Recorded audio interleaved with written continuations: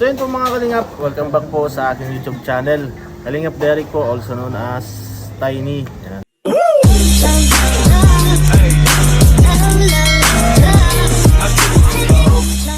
Yan. At syempre, nakikita nyo naman po kasama natin si D. And si D. At syempre, yung mga kasama natin sa Kalingap Tahanan. Uy! Sila May vlog pala. Quinel, Kalingap The Beat, Kuya Pure, Beshi, and Direct Ian. Ronald. Si Ronald ako. Sino? Ronald. Ronald Romero. Bodybuilder.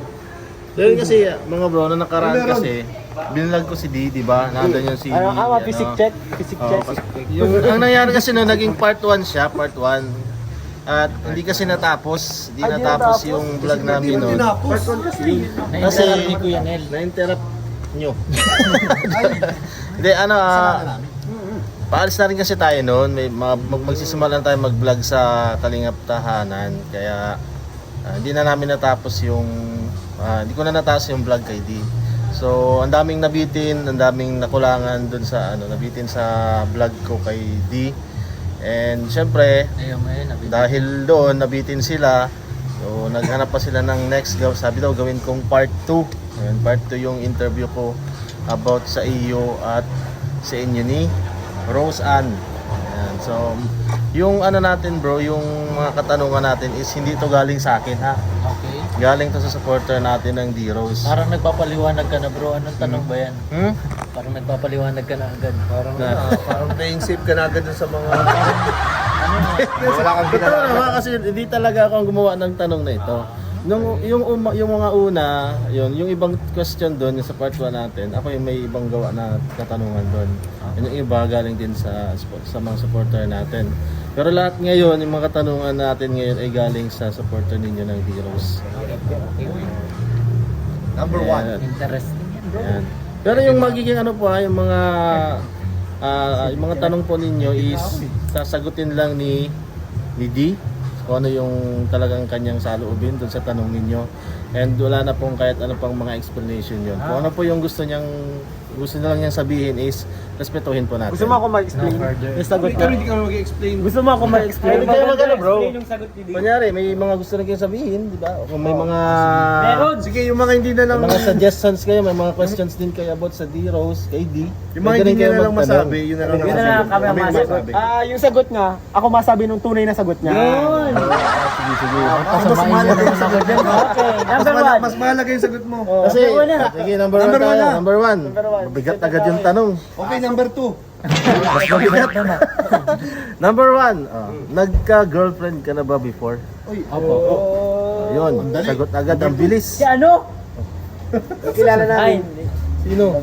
Ito guys, lilinawin ko lang. Natural lang na magka-girlfriend ang isang poging tao. Yun! Natural yan. Kahit ako dati bago ako mag-asawa, syempre nagka-girlfriend din tayo na iba. Pero isa lang yung natin, patutunguhan, isa lang yung video. Isa lang ang nalo. Yun ang explanation ko. Pogi Kaya ka pala dati. huwag kayong magalit kay kay D kung nagka-girlfriend siya. Pero pwede naman magalit.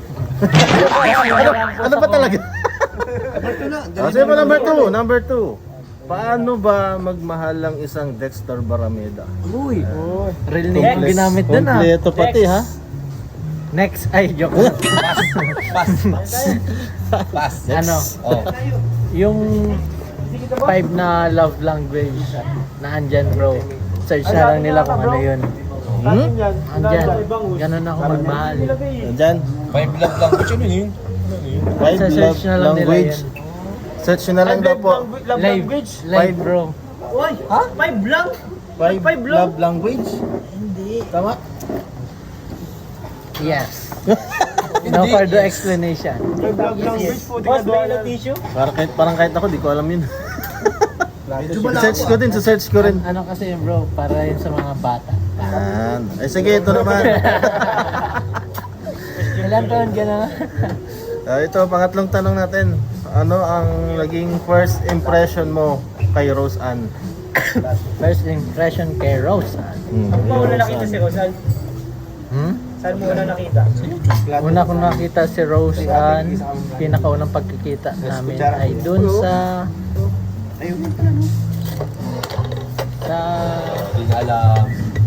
Hala, June 1. Oo. Dun sa June 5. June 5. Nung June Last 5? year. Lugar Doon sa dapat.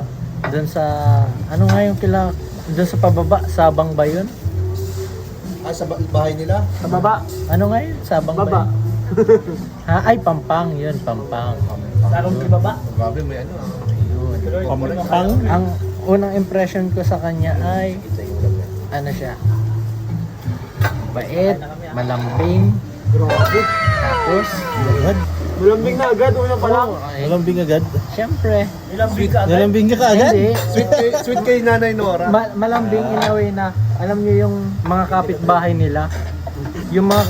nila, sobrang close siya, tapos, kay Nanay Nora din, yun. Bakit ako nag-explain? No further explanation nga pala. Oh, ikaw may gusto niyan. Di. Sige, next. Okay, next question natin ay ano-ano ang mga similarities nyo ni Rose Ann? Similarity, parehas kami makulit. Para silang tao. Parehas kami may kamay, may kuko, at lahat na. Yan, basta parehas kami makulit. Para sa makulit. Tapos, Anong klaseng kulit parehas yan? kaming magmahal sa magulang. Yun, napagmahal pala. Okay, next question natin. Ano naman ang kaibahan ni Rose Ann sa lahat ng niligawan mo? Kaibahan ni Rose. Kaibahan ni Rose Ann sa lahat ng niligawan mo. Si Rose Ann, Anong kaibahan ni Rose Ann?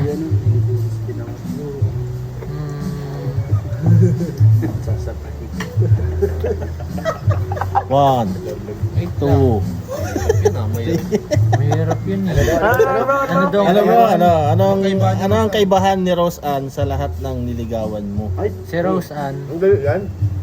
siya yung hindi siya Hindi siya kaiba. Yung pangmatagal na. hindi siya yung mag-aano ng magbabago ng ugali para lang ma-please yung tao. Sobrang totoo niya. Sobrang totoo niya. Sobrang totoo. Sobrang natural, walang halong chemical. Yes. Yan, so next question naman tayo. Ano ang pinaka nagustuhan mo sa physical appearance at ugali ni Rose Ann? Physical appearance, pinakagusto ko yung eyebrow niya. Eyebrow? Eyebrow. Tapos, balbon siya. Balbon? Tapos, ugali ba? Ugali. O sa ugali naman, ano sa ugali? Sa ugali, magalang siya. Sobrang galang niya. Magalang. Next. Bilis ah. Part 3 na yan. Part 2. Paano ba kiligin si Rose Ann kay D? At paano din kinikilig si D kay Rose Ann? Kinikilig si Rose Ann sa mga, ano mo yung mga maliliit na bagay na Uy, maliliit na ba?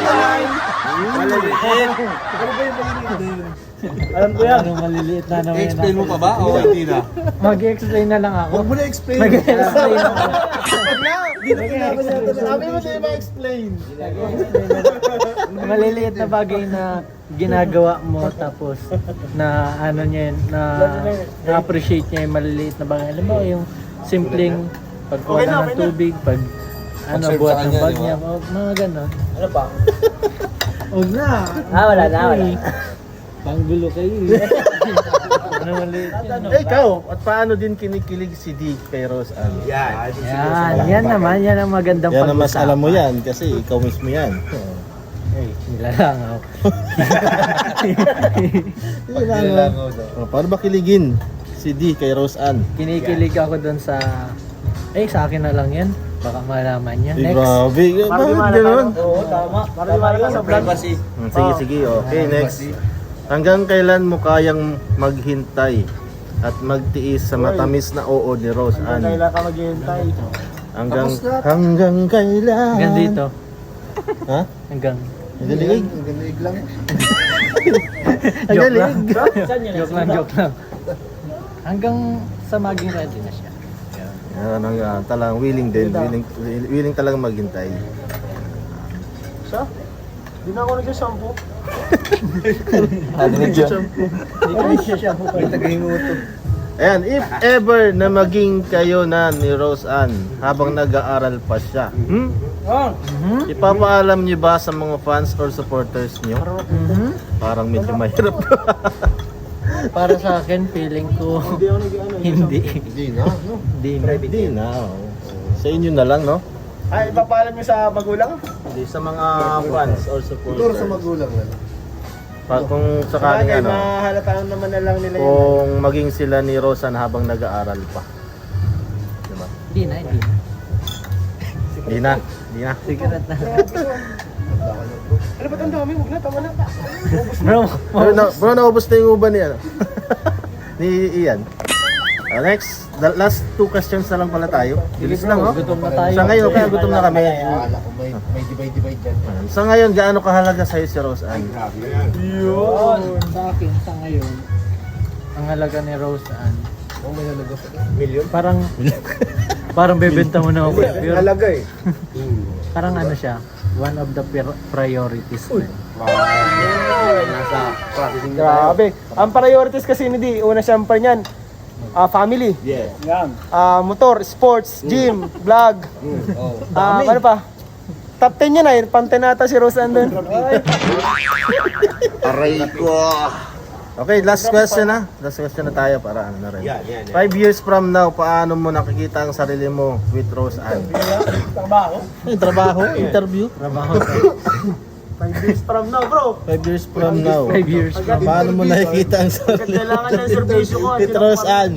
Ano yan, may contribution na yan. What do you may contribute mo sa kumpanya?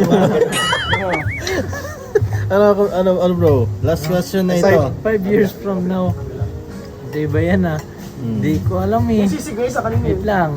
Akin bro. Kasi hindi pa ako nagbi-visualize ng ganong kalayo. Hindi pa. Oo. Okay. Ang visualization ko pa lang ay mga ano lang, month from now. Hindi, joke lang. Pero yung ganong 5 years from now, Para hindi mo pa na-imagine yun, di ba? Yung 5 years na yun. mabagal lang muna. Oo. At kayo nagmamadali. Siyempre, no? Magmamadali. Cherish lang yung moments na, ano. Tama yan, bro. Yung sabihin sa mga Tama yun. Yan. Slowly but surely. Ganda yun. Gusto ko yung marinig. Ay, Buti naman sinabi mo. buti sinabi mo. Sinabi mo. Si Philip kasi nagmamadali yan eh. Si Philip, minsan lang yan ma-impress sa mga sa mga kataga. Signal. Kasama yun ng slowly but surely. Yan. Thank you guys. Tapos time is gold. Ayan, dahil na natin to. At para makakain na rin tayo. Meron pa. Ano ba yan? Busog na ako, sige.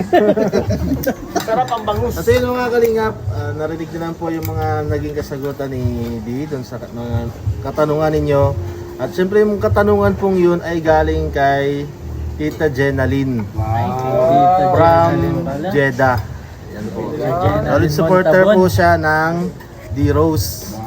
At syempre ito pong mga pagkain natin ngayon ay galing yan sa kanya. Kaya Tita Jenaline. Madala po siya sa atin ng... May mga order pa pong pagpadating. Di ba po dumarating yung iba, maparating pa po. Kaso nauna na sila Beshi kumain. Nagpadala po siya ng 3,000 pesos para sa price snack natin. At syempre, meron din pong pinapibigay. Kita mo ka na excess po kami. Paano yan? Sobra po. Yung iabot na ng Abot na tayo. Baka sana lang po iabot kay D. At syempre po may pinapaabot din kay D. Yan, si Tita Grabe. Jenaline. Thank you so much, tita. 1, 2, 3, 4, 5, 6. 1,500 po. Parang nabigla ako dun sa pagbilang mo. Tenga lang ginagamit Ayan po, para kay D, galing kay Tita Jenaline, 1,500. Thank you so much Saka, po, ano, Tita Jenaline. Tita Jenaline, yung para po kay Rose Ann ay sa Kalingap Tahanan na lang po natin ibibigay. Kasi beneficiary po siya ni Kalingap Rab. So dapat po ay sa Kalingap Tahanan na lang po natin ibigay yung pinapabigay ninyo, Tita Jenaline. Thank you so much po, Tita So Jenaline. thank you so much po sa iyong pa-snack saka sa blessing na binigay nyo ngayon sa D-Rose. Ayan. So maraming salamat po. At syempre, Ayan, sa lahat po ng sumusuporta sa Kalingap Tahanan, huwag niyo po sanang kalimutan. Suportahan din si Kuya Bal Santos Matubang, Ate Edna, Kalingap Rob, Jaco, K-Boys, ang Kalingap Tahanan, and syempre po, ayun sila suportahan lagi, D-Rose. Ayan. Thank you so much po. Ayan po. At yun. Ano bro, may ano ka? Thank you so much po sa lahat po ng sumusuporta, patuloy na sumusuporta, at sa mga nasa Middle East po, stay safe. And po, pagdasal po natin na matapos na agad yung mga pangyayaring yan. Ingat po kayo dyan, and thank you po sa patuloy na suporta ulit. Yan. So, thank you ulit po, Tita Jenaline. Thank you so much. Ingat po kayo dyan sa Jeddah. And syempre, always support nyo rin po Kalingap Derek, also known as Tiny. Maraming salamat sa inyong lahat. God bless po and bye-bye!